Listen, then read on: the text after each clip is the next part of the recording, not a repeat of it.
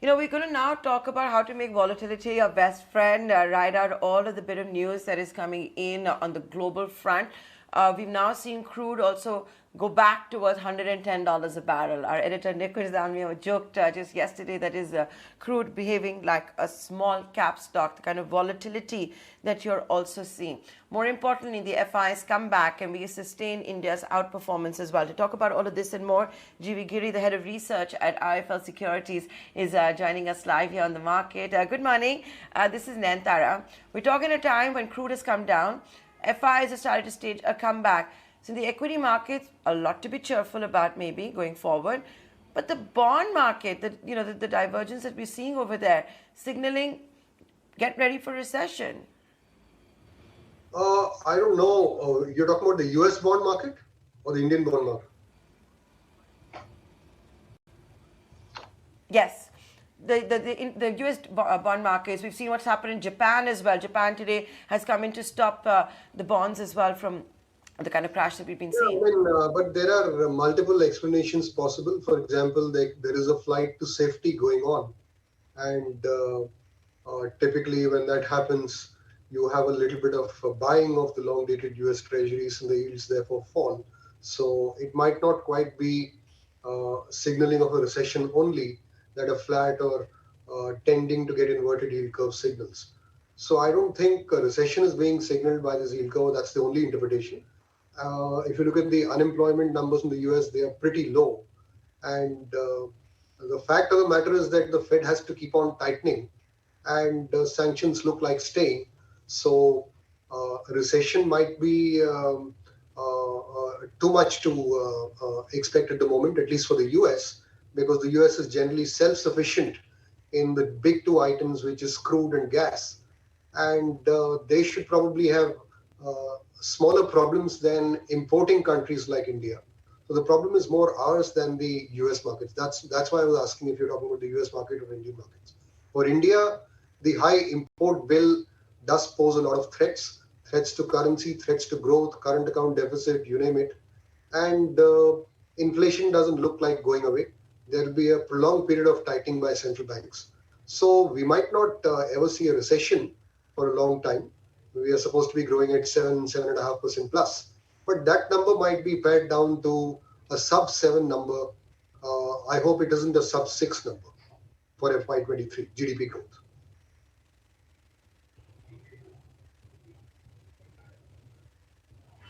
Now, if we were to do an IIFL analysis, and on the recent upgrades that have come in is for metals, is for upstream oil and gas technology, and also for Reliance Industries. Tell us more about the heavyweight. Why the upgrade?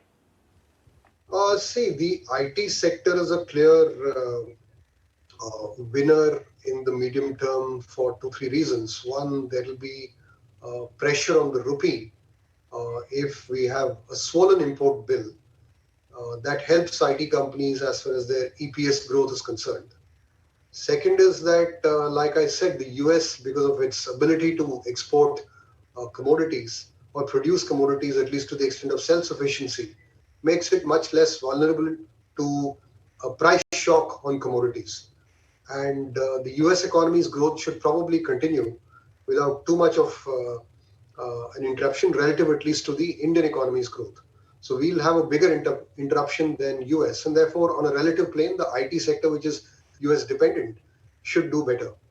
As far as metals are concerned, there are many aspects why we can expect metals and metal prices particularly to stay strong, including stuff like, the near-term challenges in supply of metals out of the warring countries doesn't look like going away. Secondly, in a more medium-term sense, you have more investments to be done on renewable energy, which will also draw on the demand for metals. It will amplify the demand for metals. So that also is a support for metals. Thirdly, China might decide that its flagging domestic economy needs some help. And if it reflates the economy, then the demand for metals from China will go up. Then you would have seen that pursuant to the US having frozen Russian central bank reserves, many central banks are beginning to think about what the ideal reserve currency should be. And if there isn't any currency, then might as well do stockpiling of commodities. And that will be a good way to park excesses because commodities will always be tradable. So all of these factors might lend not only support, but they might just keep prices of commodities high and uncomfortably high. And therefore, metals don't look to be a sector which should see downgrades at all. In fact, they should see upgrades. And it also might result in a little bit of multiple expansion because the cycle, good strong cycle for metals, for the wrong reasons, might extend further out than we had previously thought. Very interesting, Giri, because many analysts out there are pretty circumspect on how much longer can this metals shine really continue and the rally hold on. But anyway, let's talk about the crude sensitives, and the one segment that comes to your mind is obviously paints, given that a large part of their RMC is crude oil derivatives. Wanted to understand, are you now downgrading paint companies? Of course, with paints, the other factor is also the high valuations that some of them quote at. But just wanted to get your sense as to where you stand on crude sensitives like paints. Yeah, absolutely. I think it's fair to expect downgrades. In fact, we wrote two notes on it. In one, we just said that let's take the sensitivity of the earnings to crude prices. In the second note, we said it's not really sensitivity anymore, it's direct vulnerability. This is what we expect to happen. Because now crude seems to have settled at a level between 110 and 120, and that's significantly higher than what the average of the third quarter was. And it applies to paints companies, like you said.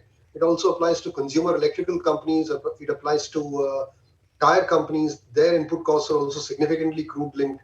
In fact, the tyre companies, as per our analysts, are vulnerable to the extent of 65%. And the stocks have hardly moved. And then there is another segment, which is consumer electricals. Then there is cement. So all of these have a significant input cost problem. And the flagship, the torch bearer seems to be the paints. But I would say paints and tires would be at the top of that list of earnings vulnerability. I'm also looking at your latest research note, and you've also talked about Interglobe Aviation as well as HPCL being in a slow lane. Why Interglobe Aviation? Because at a time when you've got international air travel as well resuming, sure enough, ATF prices are going to get higher, but so is the demand. And there's so much pent-up demand that, some of the local airports are almost looking like a bus station. Yes, but at the same time, prices can't be raised completely in line with the elevated costs. It will be a case of too much too soon. And there will also be probably some watchdog regulator government pushback if the prices go up too soon. And it will also impact demand. So we have just taken everything together, and a composite picture seems to be that the input cost inflation has been too sudden and too sharp. And if it lasts for a couple of years, the earnings will be very badly hit in Interglobe. And the other stock, which was the one that you mentioned? HPCL.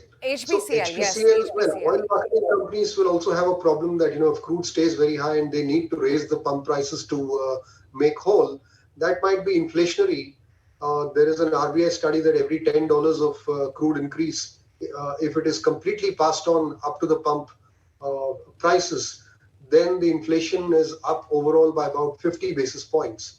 So if there is a $30, $40 increase in crude prices, then we are talking of that alone contributing 1.5 percentage points to CPI inflation. And that might be something that the government doesn't allow. And therefore, there could be a lid on the prices. And then if you look at it that way, then the OMCs become far from commodity companies, they're commodity consuming companies. So they have a lid on pricing and they have no control on cost. So their earnings should be the most vulnerable. All right, Giri, it's been a pleasure having you on board. Thanks very much for joining in and walking us through the details of your note and individual sectors as well that are likely to be impacted.